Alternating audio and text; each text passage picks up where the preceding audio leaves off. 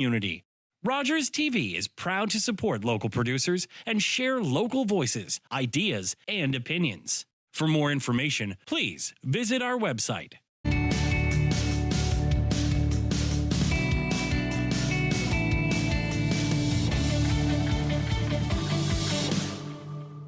Welcome to KickBack. I am so thankful to have you here to join us in studio.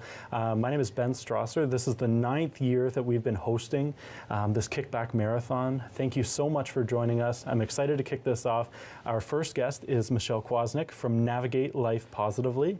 Michelle, thank you so much for being here. Thanks. Thanks for having me. I'm excited to dive in. This is something personally for me that I've actually been working with you over the last year, and something you've introduced to me is the idea of generational trauma and just how we are, and correct me if I'm wrong, we are made up of different things that have happened to us through generations. Sure. So it comes from the concept of we were present in our mother's womb. So the idea that some of our stuff that is happening with us is happening from a cellular level. You were developed in, if you had a glitch in the matrix, if you will, it sort of carries through cellularly, and we can break those patterns and break those pieces. But some of these events, some of these characteristics, some of these mannerisms are handed down through the generations. I know one thing, Rachel, my wife, just brought up the other day. Theo and I were standing beside each other, and our stance, something as simple as that, our stance, I stand the exact same way that my dad does for whatever reason. Very wide stance, and our feet are like angled out. And Theo now does that exact same thing.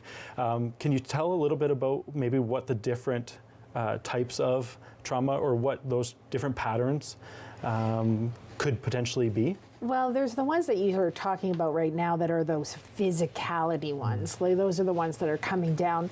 And some of them are learned behaviors. But I'm talking about, so I happen to be adopted. So what was magical was when I met my biological family, to see how I moved my body exactly the way they did. And I was in my 40s when I met them, so I had no way of ever being taught from them to move my body in that designed way. So those are the pieces that we're talking about from a cellular level. When you're starting to talk about emotional levels, then you're talking about the things that, my grandmother has always been an overreactor. So then I turned around and made that into me being an underreactor, or I react exactly the same way she did. And so now we have these generational patterns, if you will, that can lead to our mental health being affected.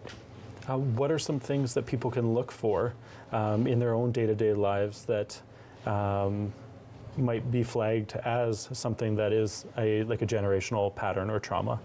Yeah, and not all of them are going to be things that people are going to see as trauma, if you will. Trauma is a really interesting word these days, but workaholics. It's a generational pattern that's come through, and it raises that central nervous system. It raises us up, and it brings us into these levels of sympathetic overload. And so if we've been in sympathetic overload, and our mothers have been in sympathetic overload, our fathers have been in sympathetic overload, grandfathers, grandparents, we're carrying that generationally. And that could just be that I'm an overachiever. So it could also be that sympathetic freeze component that we were talking about before, where you're stuck, you just can't get the gumption to go in. Our family's full of great ideas, but nobody ever takes the first step to making that thing happen.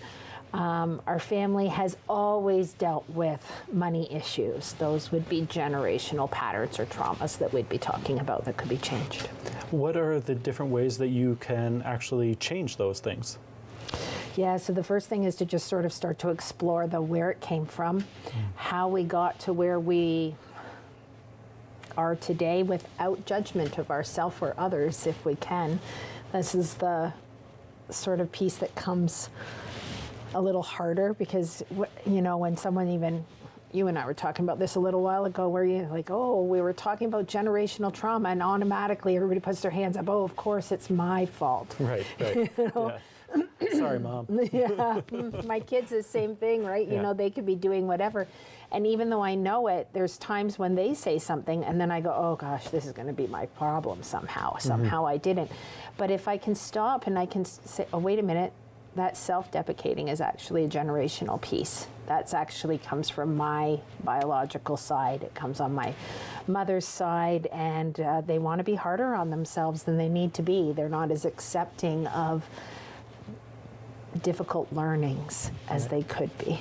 Right, and what do those, how could somebody that's maybe watching at home right now and has never heard of generational trauma or the idea that we are presenting right now, what are steps that they can take if this is just their introduction to it? Like, is it taking notes, like as they're going through their day-to-day to kind of Notes are find out where they helpful are? if you want to journal. I mean, I guess that's where journals come in handy, because sometimes we repeat a pattern we've been doing it so long we can't even remember we're doing it, right? Like, I think about getting in the car as a great example of this. You know, I get in the car and I start it and I do all my shoulder checks and my, you know, whatevers, and I put it in reverse and I back out of the driveway, and a lot of that I didn't even know I was doing. Right. So if we can slow it down, note-taking works for some people it creates anxiety. Can you just pause, slow it down, ask yourself, where did this come from a curious way, as opposed to who did this to me? Right. Right. So I can get curious, where did I get this idea? Does it still serve me? Is this still important to me? Is it important to somebody else? And I can honor that I love them and that I want to value them, but it's not important to me. And then can I find a way to bridge it?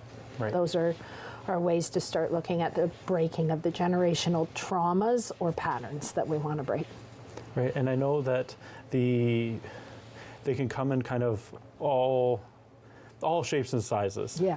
Right, and a lot of them can also be something that didn't necessarily happen to mom or dad or grandparents, or like how far back can generations potentially affect? Like, is there what's the like the data or the science or what behind the teaching behind that? So we know that we were present in our mother's womb. So we're talking about 3 generations from a scientific perspective. From an energy and holistic perspective, we're talking about the 7 generations before us and the 7 generations yet to come. Somewhere in between there is going to be the answer, as far as I'm concerned. So I like the concept of 7 generations. I like the concept that I can make changes today for me that then affect the 7 generations before me and the 7 generations yet to come. Right. But I'm equally as content with knowing that if I change things for me today, I've affected 3 sets of cells. Right. And I'm okay with that. Right. Very cool. And we really appreciate you sharing your knowledge and your experience. We'll be right back with more from Michelle after this break.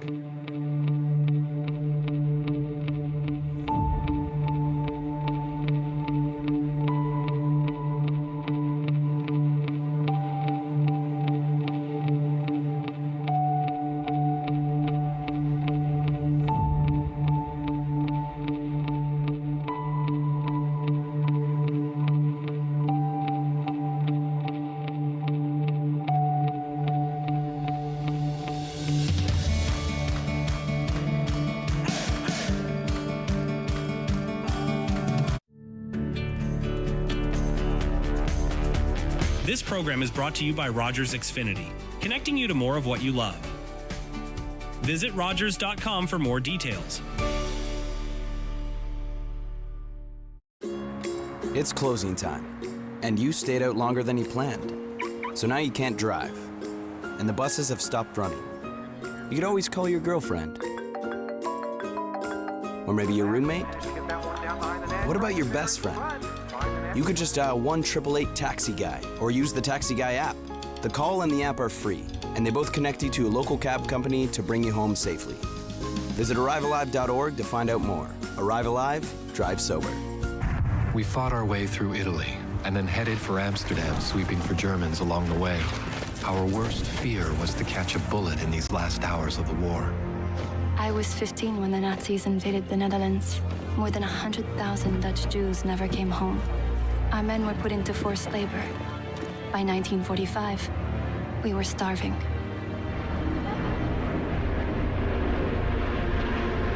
The food drops gave us hope. And then the Canadians came. Before Amsterdam, I couldn't have explained why we were there, all those years away from home, but the Dutch showed us why it mattered. Papa wanted me to bring some soldiers home to thank them personally. And that's when I first saw Wilf. And I invited him over that afternoon. Marguerite Blaise married Lieutenant Wilf Gildersleeve. They moved to Vancouver, where they raised 8 children. Today, the Dutch still remember the Canadians who liberated them. Have you ever thought about just how much politics you speak about just in your own kitchen or in your living room? Or how many important ideas are shared or solutions to some of the world's biggest problems? Well, you're in luck, because I'm inviting some of my friends to come and speak to me about everyday politics, and I'm bringing my living room to you. So join me on Wednesday evenings from 6 until 7 for Everyday Politics with Laura May Lindo.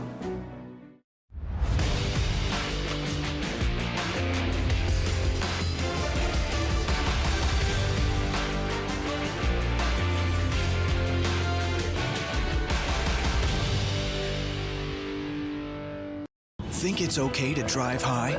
Think again. Drug-impaired driving is as illegal as drunk driving, and in Ontario, the penalties are the same. If police suspect you're driving under the influence of drugs of any kind, or a combination of drugs and alcohol, and you fail a roadside test, your license will be suspended immediately for up to 30 days. You'll pay a penalty of $198. And you can be charged with a criminal offense of impaired driving, the same as alcohol. Driving high is never okay.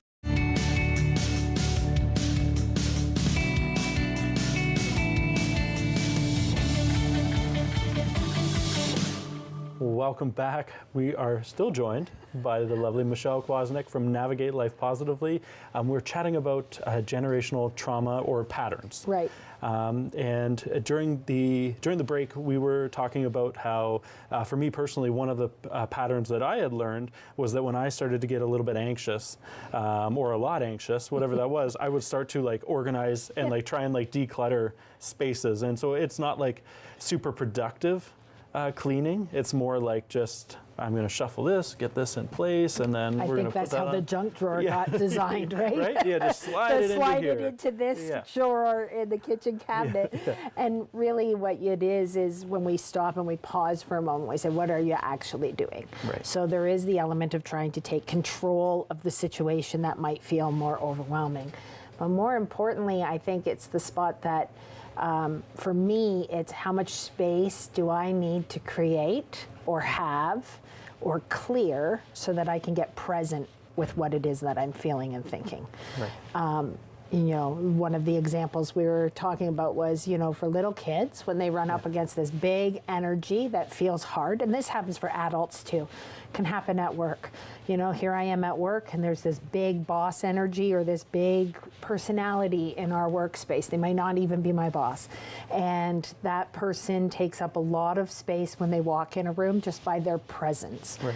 And in order for me to be able to be present with that energy, how much room do I need between me and them? Mm-hmm.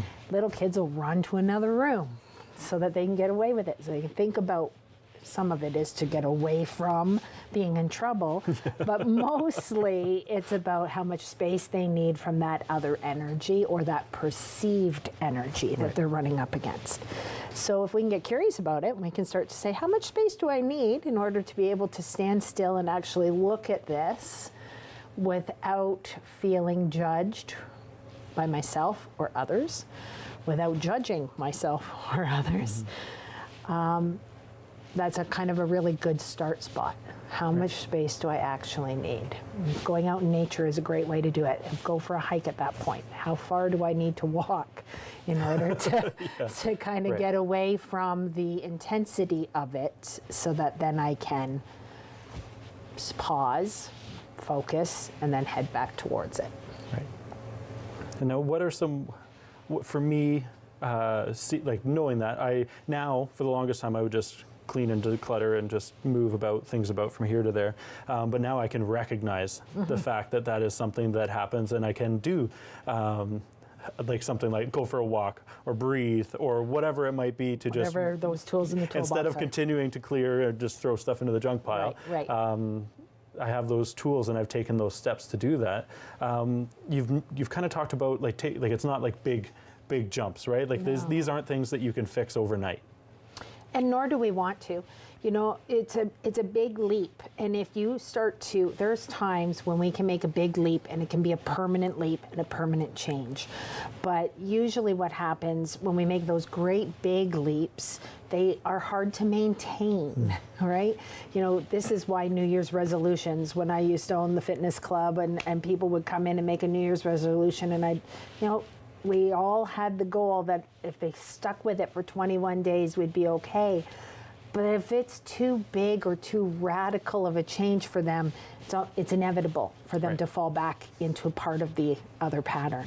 So the more methodical, the more conscious we can become of the smaller steps towards that big change, then the more permanent it becomes. So just catching yourself when you're tidying everything up and asking yourself, okay, well, hang on a minute. Am I doing this because it's a habit?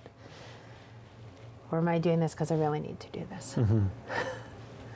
And if I'm doing it because it's a habit, then can I just pause and ask myself what part of the habit serves me and which part of the habit no longer serves me? And then do the part of the habit that serves you.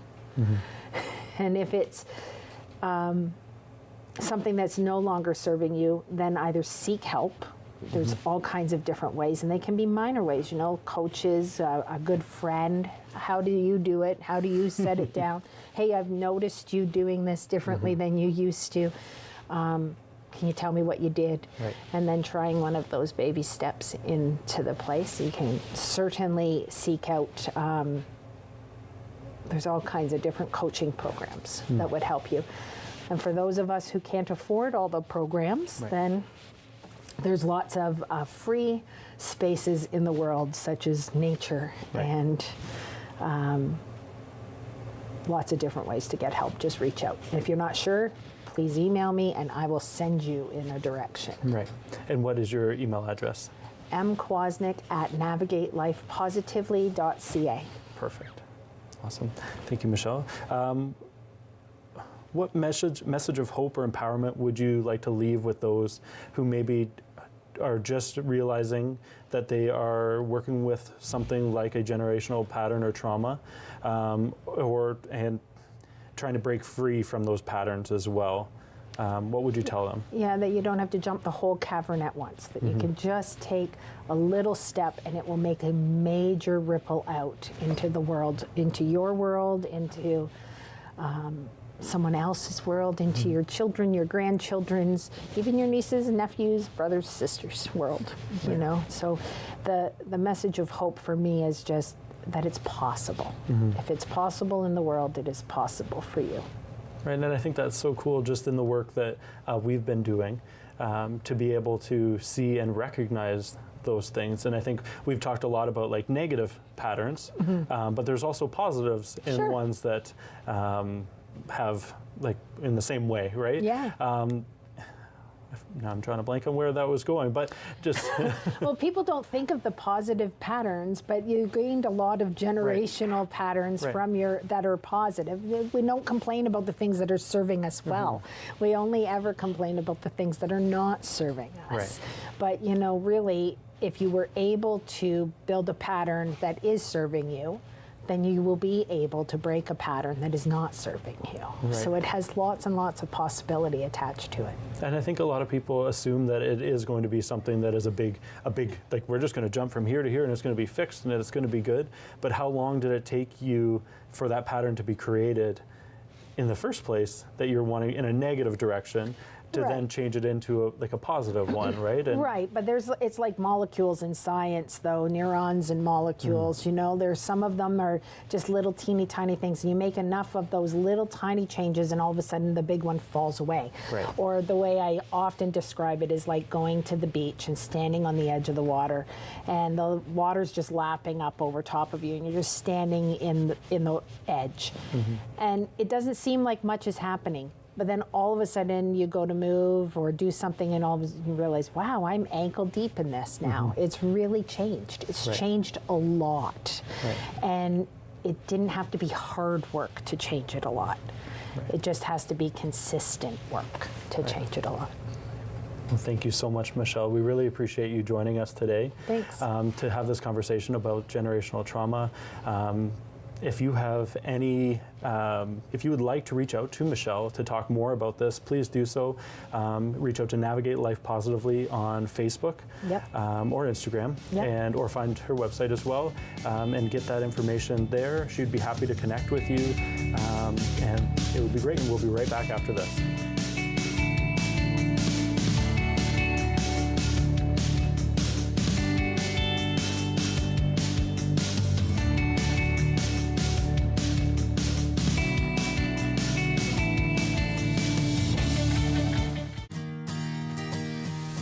Hey, what's up? We're Chris and Cam, host of What's Buzzin', right here on Rogers TV. We talk about local trends, we interview local guests, and we overall just have a lot of fun. 8 p.m. Wednesday nights on Rogers TV. Stay tuned.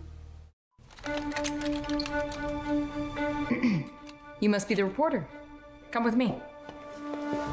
So, Miss McGill, how does it feel being Canada's famous women engineer? The real story is the work we've done retooling this factory. To build the Hawker Hurricane? Indeed. 40 planes last month with a capacity of up to 100. Our fighters are over England as we speak. Of course, it pains me to see airplanes mass-produced like boxcars or baby carriages. But in war, we make concessions in favor of innovation. You must feel at home, though, managing all of these women. I'm not here to manage women. Well, you must admit it is an unusual job. I'm the chief engineer here. I do what engineers do. That's all. What are we doing now? We are to win this war. We need to know how she flies. Elsie McGill was the world's first female aeronautical engineer. She oversaw Canada's production of Hawker Hurricanes during the Second World War, earning her the nickname Queen of the Hurricanes. Public transit, garbage pickup, parks and recreation programs, snow removal on your street. How can you stay informed about these and other important local services? Tune to City Council coverage on Rogers TV. See your community leaders at work on Rogers TV City Council coverage. My Uncle Cheney was one of over 150,000 Indigenous children that were taken to residential schools between the 1800s and 1996. My uncle ran away from school wanting to get home to his mom and dad, and sadly he didn't make it and died of exposure. When Gord Downey found out about my late Uncle Cheney's story, he wrote Secret Path, a series of poems that became an album, then a graphic novel, a documentary, and a concert. Gord met my family, and together we formed the Gord Downey and Cheney Winjack Fund. Together we are sharing Secret Path and other reconciliation resources with legacy schools, setting up legacy spaces across Canada, and hosting events like Secret Path Week to inspire all Canadians to engage in reconciliation. Before he left us, Gord asked us all to do something. You're gonna figure it out. Will you join us? Together we can make Canada a better place. Today, I helped a senior find transportation to an important medical appointment. Today, I helped a new mom find virtual programming so she didn't feel so isolated. Today, I helped someone understand new government supports. Every day, 211 navigators connect Canadians to critical government and community programs and services. 211. Help starts here.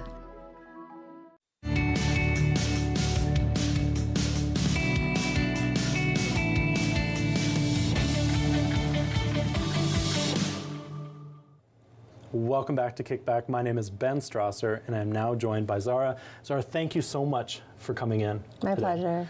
And I'm really excited to talk about what we're going to talk about, because this is something that I've specifically experienced in the last few years with my son.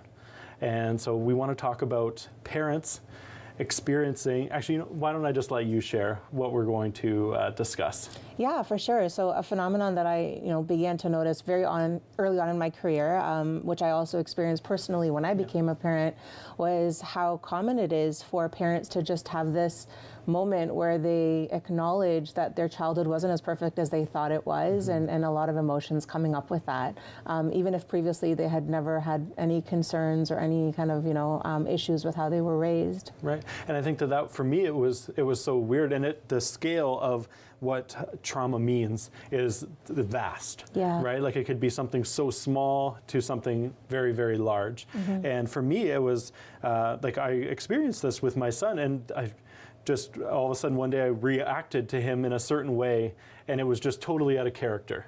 Yeah. And it was just really, really weird, but it stemmed from something that had happened long ago. Yeah. And it was just really interesting to see that, but then because of some of the conversations that I had, I knew to seek help. But a lot of people may not recognize that we are who we are because of things that have happened through the generations before us. Exactly, yeah. And I think for me, what was really, really, and I think for many that I've spoken to since, which is really telling, is not just what's happened, it's what didn't happen. Right. I think for me, when I realized the opportunities that I might not have been afforded, that I was trying to afford for my children, and that I took so personally, and that I would fight through hell and high water for, that was when I realized, like, wow, the absence of these opportunities was in some ways, it was stressful, it was traumatic, and stress and trauma, they're on the same continuum on opposite ends, of course, so it's not always all traumatic, but it can become very anxiety producing, it can become very stressful, it can feel like there's a lot of grief, and I think that that's what has been really, really interesting for me to kind of understand and to experience, is that there is grief around not just the things that have happened, all this generational trauma that's been inherited, but it's also the things that we may have felt we wanted to experience or that we didn't even know that was important for us until we had to go through so much to be able to provide it for our own children. Right, and would you say it's like having little chests like inside of our system, and like they're just waiting to be opened up based off of our experience, and then it's like one of those cans with the snakes. Sometimes it might just be one that jumps out, or like a whole bunch. I love that. Yeah, because you're not really even sure what's in there sometimes. Right, and we're very good at pushing in, right, and then all of a sudden it was just like, whoa, where did that come from? Yeah. And for the audience at home that may be going through this, or maybe one day will down the road. What would you say to them when they do experience that? Like, what should they be aware of? That it's normal, that it happens to almost every single parent, and it's not talked about enough. So I think that a lot of times we feel like we're alone, and it happens at the most inopportune time, right? Like you're responsible for taking care of this other life or other lives, and then you have to start taking care of yourself. And I think, it's beautiful because you get to reparent yourself in some ways while you're parenting your children. But I think it sometimes feels really, yucky, and it feels like the timing is totally. It's the worst timing because it gets in the way of being the parent that you want to be. But there are so many supports out there, and just being able to talk about this and normalize it, I think, brings so much attention to something that until I got into the field myself as a therapist, I had no idea was a thing. Right. Well, until I responded with my son that way, I had no idea that it was a thing, and it was just like, holy moly. And that's why I wanted to talk about it this year, just because it was something so new to me. And I'm sure, like you said, everybody experiences that in some capacity. Yeah. Right, and it's that concept of realizing how much of an impact that we have on our kids, or that like our grandparents had on us, or our parents had on us, and just how that all translates. It can kind of be a little bit scary, right? To think about that, and it's interesting in me talking about the idea of trauma through like generations or through parenting. Like, I had a fantastic childhood, but I bring it up and I start talking about it, and I get the response of like, oh yeah, it's mom's fault, or it's grandma's fault, or dad's fault, or whatever. But it's been really interesting, like opening up those conversations to share, because there's unknown, right? And we all just try to survive and do things based on the circumstances that we're in. So it's all about just doing the best that we can. can? Yeah, I think so. And I think, it's being able to kind of embrace that duality that we did the best we can and then we still messed up. And that's inevitable because there's no parenting handbook. We're just doing this thing as we're going. Right. And there are other stressors, and our parents and our grandparents likely experience the same things that we experience in terms of, these memories coming up, or maybe these acknowledgments that, like, it would have been nice to have that, or it would have been nice to be seen in this way. And so just being able to kind of embrace those two truths simultaneously, rather than having to choose between, like, was my parent good or bad, or am I a good or bad parent? It's, we're just doing our best, and there are areas where we're just going to mess up, and we have to be okay with that. And where it's possible to be able to have those conversations, to understand why things were done or why things were said. Yeah. It opens up a whole new possibility and understanding for our parents and our grandparents and our ancestors, to try and be able to do the best we can for our kids. Yeah, without a doubt. That context is so important. It's so necessary for the healing work, but it's so hard sometimes because those conversations require, an admission, I think, some might say, of guilt or of wrongdoing, even though I think, like, it's impossible to get through life without making mistakes. It's just, for some individuals, it's a bit harder to acknowledge than others. And so those conversations don't always happen. And a lot of times there's a lot of silence around what may have occurred. Right. And then that adds this other layer of, harm or pain for individuals. Right, and it's that keeping internal that often leads to those things being locked up in those chests. Yeah. That then creates the issue again, and we kind of have an opportunity based off of what you're sharing with us to be able to stop that cycle. Yeah, right? And I think breaking it means being able to recognize how it impacted us, and even if we don't have the context, and even if we don't have all the information, we can at least acknowledge the harm that it caused us. And it's been really helpful, I think, to recognize that there are different versions of our child self as well. There's not just one childhood. It wasn't like everything was all perfect and unicorns and rainbows. Like, there were days when life was like that. There were days where maybe we felt unseen or unheard, and being able to recognize there are parts of us that may have really wanted to experience something different, and being able to get some sense of that story, to sort of embrace, like, that story and the different aspects of it vis-a-vis, like, the different parts of us, right? So that we can really have this more holistic and really, really observed sense of self, as opposed to just kind of picking and choosing the parts that feel comfortable, I think can be really helpful. Yeah, and I feel like so many, we all get busy, right? And we all just operate, and we're just like, we got to get this done. We just need to get through the day and make this happen. That we don't necessarily take the time to look internally to figure out what is actually going on. Why do we respond the way that we respond to things? Why are we the way that we are? And so I really appreciate you coming in today to share, and I look forward to hearing more from you after this break, and we'll be right back after this.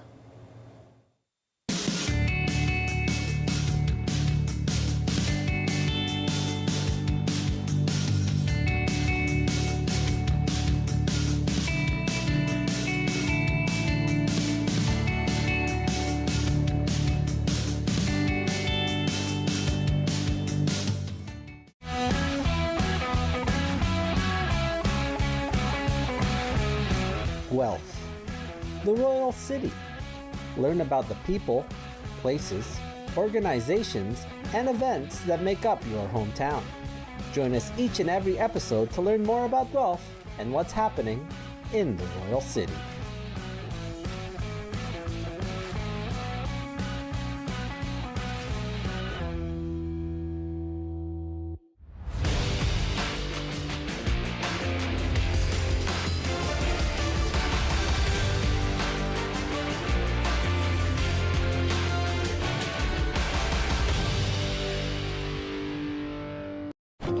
My dad was a railway porter. It was just about the only job a black man could get. But he had big plans for us. Music would be our ticket out of poverty. I knew we couldn't afford that piano, so I practiced twice as hard. Nice, Daisy. Okay, Oscar, let's hear it.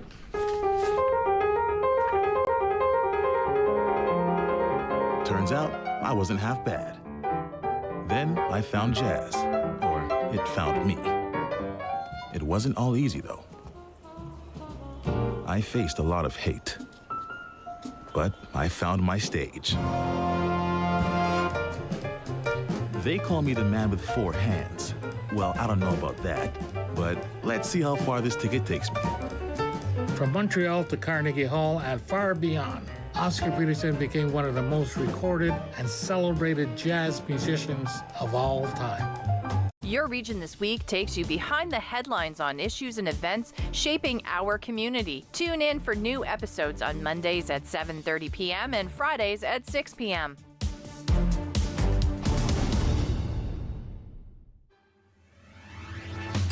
Hey folks, it's me, Giovanni Petiti, the host of Not Tonight. It's the new late night talk show right here on Rogers TV. We got fabulous guests, a lot of laughs. It's just like the Jimmy Kimmel Show. If you order the Jimmy Kimmel Show on Wish. So join me Sunday at 10 o'clock right here on Rogers TV. Nice.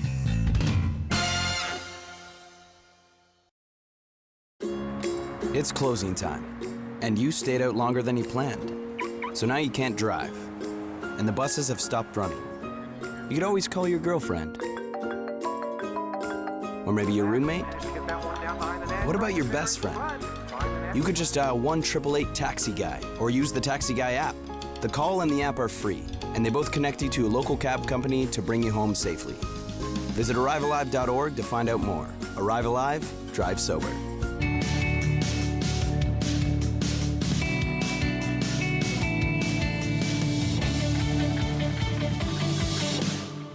Welcome back to KickBack. My name is Ben Strasser, and we are again joined by Zara. Zara, thank you again so much for being here. I'm really enjoying this conversation of understanding that as parents or caregivers, or as parents, we're experiencing things. I guess anybody really could experience it that's in a caregiver role of experiencing themselves. Like just how they experience the world and how they're giving care and how they might respond to something. There's different, at any age, if something happened to you, you might react in a certain way. And you had mentioned before the break about the different versions of like your inner child. Yeah. Can you elaborate on that, please? Yeah, one of the things that I've noticed many individuals, many parents and caregivers experience, and something that also came up for me is that, you know, at any given time in your parenting journey, there are so many different versions of ourselves, so many parts, as I like to call them, that may emerge. And so one of the really helpful things to be able to do when we are having a hard time responding to our child in a way that we don't want to, or noticing feelings coming up that just don't seem like they make a whole lot of sense, is to acknowledge what part of us is feeling that way, and to really be able to spend some time with that part, to hear its story, to hear what's coming up for it, because sometimes our parts will be in conflict with one another, right? So there could be this part of us that wants to be this great parent that's, you know, attentive and patient and kind and compassionate with our child, and then there's this other part of us that may be really angry about that because we didn't receive that, and so there might be a lot of grief, a lot of anger, a lot of hostility, and if we're not able to recognize what part of us is experiencing the hurt as well as what part is, you know, trying to do something about the hurt, it can feel really confusing internally. And so just kind of being able to, again, like you said earlier, be self-aware enough to not just reflect on the experience, but to reflect on what we are going through, why we're going through it, can be really helpful to address what's coming up in that moment. Right, and what does that look like to be able to separate those different pieces, like those different pieces of your inner child? I think that's a really good question. As an IFS trained therapist, it's been really helpful for me to view my internal self as a family, which is the sort of analogy that's used in IFS. And the idea is that just like a family has different members that will experience the exact same thing in many different ways, internally we will have various different parts that will experience every single thing that happens to us in many different ways.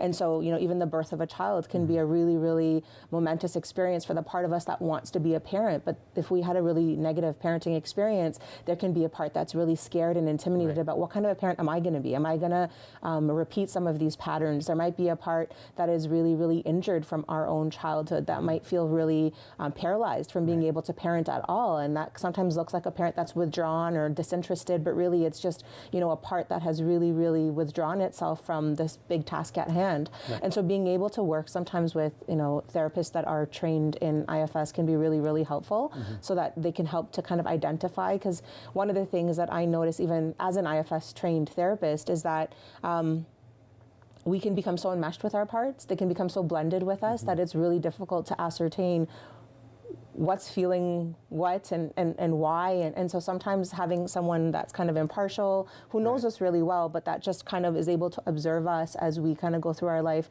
can be helpful because they can reflect on that for us. Right, and help separate it, because we can get so just in the zone and not realize that, and it's just all of these things. And if you're not in a place to be able to say, oh wait, why am I feeling this way? Where is that coming from?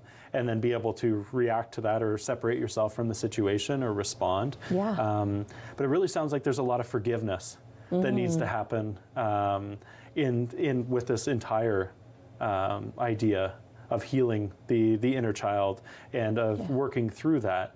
And I think that that's a big part, even just personally, like just speaking to yourself, right? Let alone all the other ones around you, but just being willing to to understand that you can make mistakes. Right, and that the same thing happened with your parents or your grandparents or the people that cared for you. People are allowed to make mistakes. It's kind of like what we do with them that we can move forward. Yeah, we got to take that for granted that we can and we will. And so when that happens, to just be like, oh, that's one of those times that it was bound to happen. And being able to repair is the most important piece, because it's not the rupture that dictates what is going to be received by the individual that we've transgressed towards. It's how we repair whatever we've done wrong. Right, and I noticed that with my son, is like taking that moment of being like where it's just been a long day. And it's just stressful, and it is what it is. And he just wants, his thing is that he loves to jump on the bed, and he loves to just jump on the bed. And I'm trying to make the bed, and he just wants to jump on the bed. And I'm trying to fix this corner, and he jumps on that corner, and then I lose patience, and then I react in a way, and then it's just like taking that time to be. That's a small example, but taking that time to. Even though he's 4, taking that time to say, you know what, but I'm sorry that I responded that way, that I was frustrated that you were doing this while I was trying to make this happen so that we could get to the stories that you asked for 5 minutes ago. But it's just taking that time to acknowledge that you're working through something and that you can make mistakes. It's not about perfection. Yeah, and to be able to kind of acknowledge it's on me, it's not on you, because I think little people, naturally children are egocentric. We internalize everything. That's how we survived for millions of years. And so children take everything to mean that was my fault, I must have done something wrong, I made dad upset, I'm a bad kid, right? And so to just be able to say, hey, you know what, I yelled, but I yelled because I don't know how to handle my big feelings sometimes too, just like you don't. It's not because you did something wrong or because you're unlovable or whatever children walk away feeling. Right, and it's those things too that kids hang on to things the same way we all do, right? And they hang on to things, and how we respond to those things create those little chests in them. Exactly. Right, and if you have the means to be able to work with them and understand and learn how to kind of open up those chests so that they don't get deeper and deeper and deeper down, that can be so powerful and empowering for the kid to be able to work through and navigate those things. Yeah, and the parent too, to know that you have such a strong hand to play in how those compartments, how those boxes, how those the little chests, how they get created and organized, and what they mean. Because essentially, at the end of the day, it's not what happens to us, it's not what is in those boxes, it's what that means for us, and the meaning that we give and the story that we tell ourselves. And so, as parents, we have such a powerful role to play in the story that our children tell themselves. Right, and for the audience at home that wants more from you, how can they find you? So I'm all over social media. My business is called Kindful Living, and so I've got a Instagram presence. I've also got a website with a blog and a whole bunch of stuff coming up, hopefully in the near future. Wonderful, and I just really appreciate you joining us today to share this, because this opened, I wasn't expecting this, and then it just, when it happened with my son, I was like, holy moly, okay, and then it just opened up the box of understanding all of this, and it was allowed me to work through a bunch of stuff, and I hope that it's allowed me to become a better parent to him, to be able to navigate navigate life to just the best of our ability, and to know that it's okay to mess up, and just make sure that you own that and experience that. And a lot of the concepts and thoughts that can be buried inside of us can be very delicate. And so that's why it's important to operate with a professional when you are trying to navigate these pieces, to be able to make sure you do it safely and to do it in a way that you can feel heard and that you can navigate those things, because sometimes it is like opening that can of snakes and a whole bunch come out. It might be one that just kind of falls out, or it's a whole bunch. But I just really appreciate you taking the time to discuss this with me and bring it to the attention of our audience.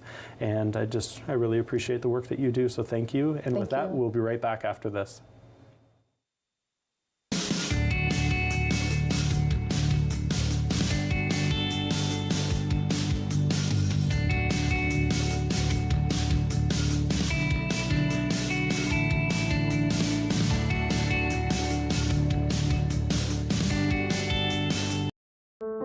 Are you low on food? Struggling to pay the bills? Overwhelmed by life's challenges? When you need support but don't know where to turn, just dial 211. 211 connects you to the programs or services near you. 211, how can I help you? 211. Help starts here.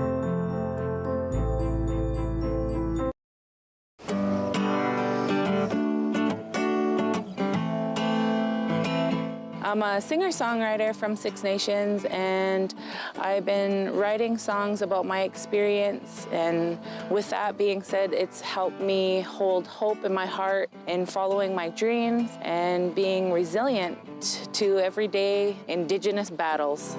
Competition between spirit, earth, and wind, let me tell you now. This song in particular, The Shiner, is a special song that I wrote for my grandfather. He was a snow snake maker, and that is a Haudenosaunee winter sport. It's my job to educate and to share, and the music allows me to do that. He'll be shining snow snakes and mudcats to the end of his days. Hey, what's up? We're Chris and Cam, host of What's Buzzin', right here on Rogers TV. We talk about local trends, we interview local guests, and we overall just have a lot of fun. 8 p.m. Wednesday nights on Rogers TV. Stay tuned. Leonard Thompson, 13 years old, diabetes mellitus, 65 pounds. Starve the child to let them live. The treatment's as cruel as the disease. It's a death sentence. Dr. Banting, this could be it. He's the first to receive this trial. But will it save him? It's not pure enough. So we try again. And again. And again.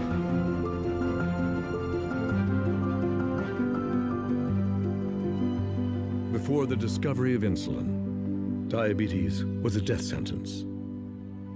Banting, Best, Collip, and McLeod's breakthrough has saved millions of lives. Leonard Thompson's was the first. Hello, welcome to Lions TV Bingo. An announcement, we are now on Mondays. Yes, every Monday from now on, Lions TV Bingo is going to be here on Rogers. We'll see you this Monday.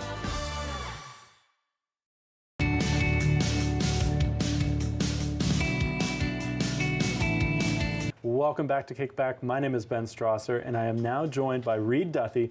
Reed, thank you so much for coming into the studio and participating in KickBack. No, it's a pleasure. Thanks so much for having me, Ben. This was something that when you mentioned it, I'm extremely passionate about. I talked to you about myself and my brother, who's got the ribbon tattooed on his forearm. So to be able to come in and share with you and with the audience is something really special. Right, and so I just want to jump into, like, can you share a little bit about this, like your journey with your mental health? Sure. So from a young age, I knew that something might not have been exactly perfect because I have pretty severe ADHD. And anyone who's like looked from down in the bowl at a Bulldogs game and seen the guy up in the announce booth kind of dancing around a little bit while he's calling the game, it's because I literally, and you're seeing it right now, I can't stand or sit still too long, which was not fun in school because teachers thought I was trying to be a clown. And well, I mean, okay, a little bit. That wasn't it. It's that I physically can't sit still for very long. It's something that triggers and I go off. And as I got older, I noticed that at times under stress it would get worse. What I didn't realize at the time was I also had an anxiety disorder.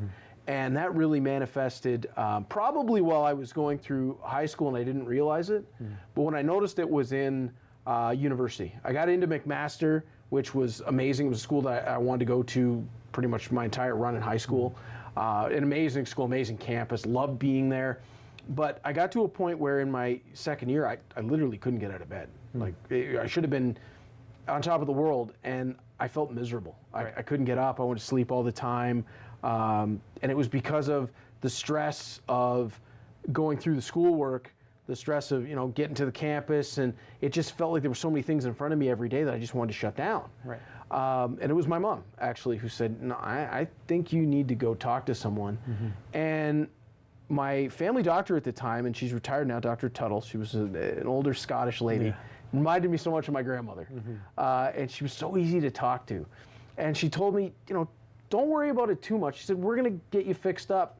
And one of the big things was I wasn't sleeping at night, so I was getting kind of sick at the same time as having the mental problems. No kidding.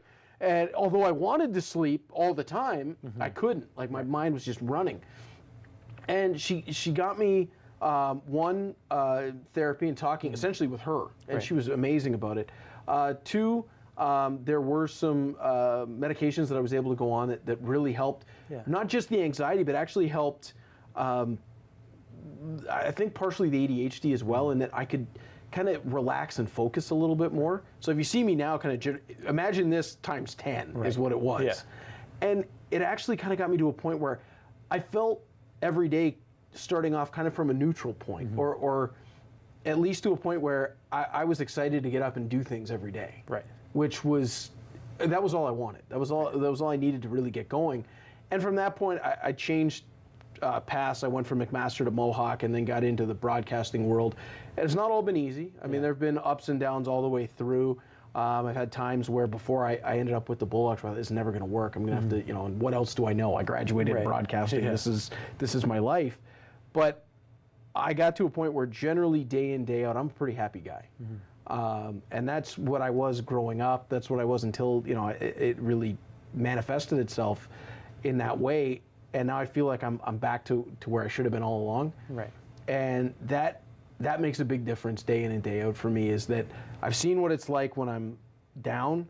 And I don't get me wrong, still get there. There are times, there are moments. Ohio State lost to Michigan a couple weeks ago. That didn't feel good. But I get to the point where I'm excited to get up every morning and excited to go to work, excited to call games, excited to do whatever it is I'm doing with my kids.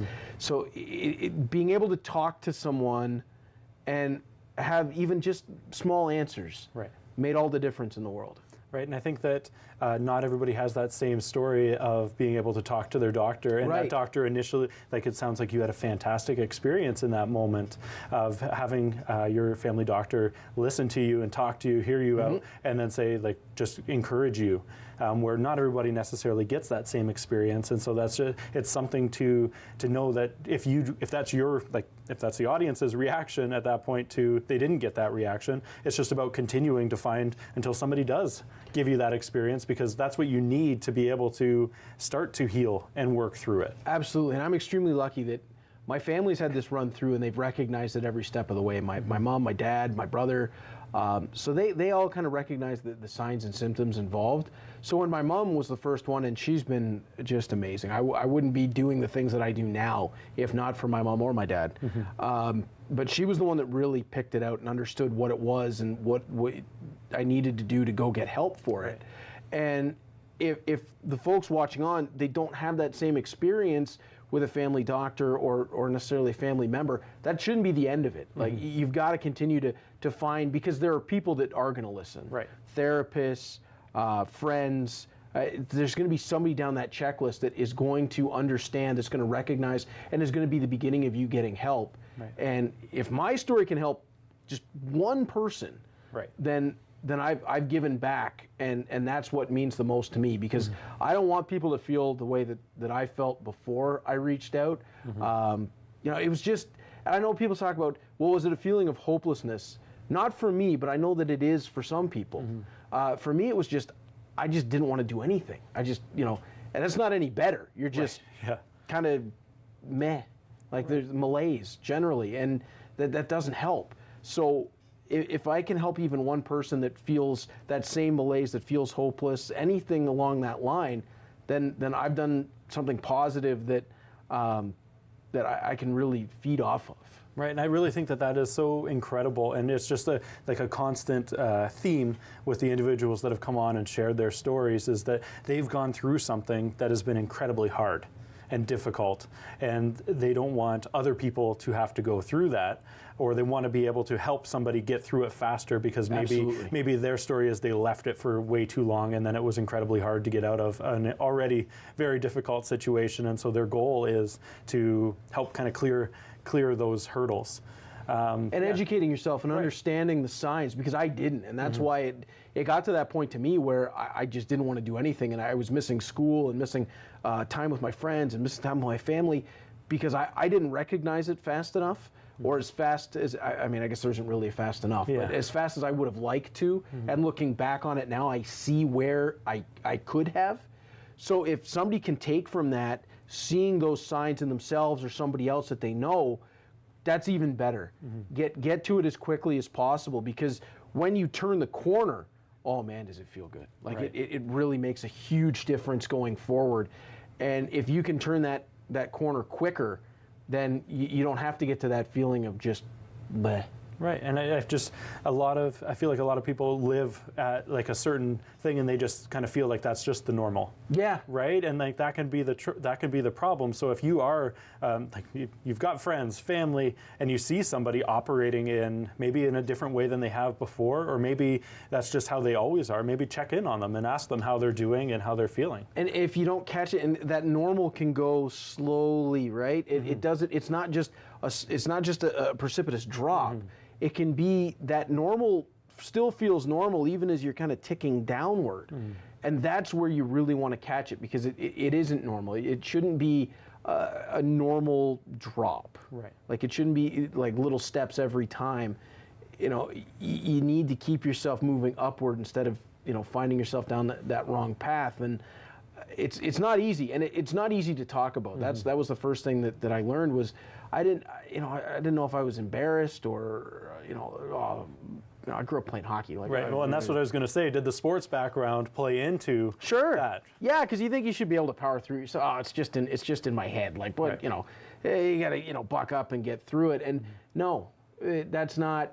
You know, you should have it in yourself to help yourself forward. But that doesn't mean that you're going to be able to fight through it all by yourself. And reaching out for help is not weakness, it's strength. Being able to look into yourself and say, there's something wrong that I need help with, and I can't do it myself. I need my friends, my family, a doctor, a therapist, whoever it is. I need them to reach that hand out. Showing that is strength. That's what I learned most of all, is that you're not weak for asking for help. That's showing strength in yourself, that you can understand when you need that hand and you can ask for it. Right. The weakness is believing that you can just do it all yourself and suffering in silence because you won't ask for that hand up. Right. That to me was a big difference maker when I realized, no, that's showing my strength in that I'm going to ask for that hand up and ask for that help. And I still do to this day. I mean, my wife and my kids are amazing. And my wife, if she sees even a slight then she's going to come and give me that hand back up. Right. So I think understanding your strength really makes a difference. And we just appreciate you sharing your strength today with us, Reed, and sharing your experience, your background, and just sharing your story in the hopes that somebody else is watching and being able to help just one person. It's so powerful.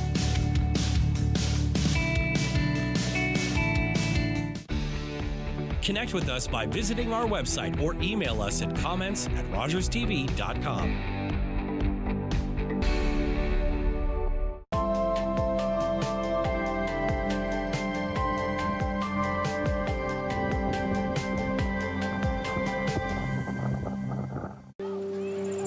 Honey, I'm Carolyn King, and I'm a member of the Mississaugas of the Credit First Nation and the creator of the Moccasin Identifier.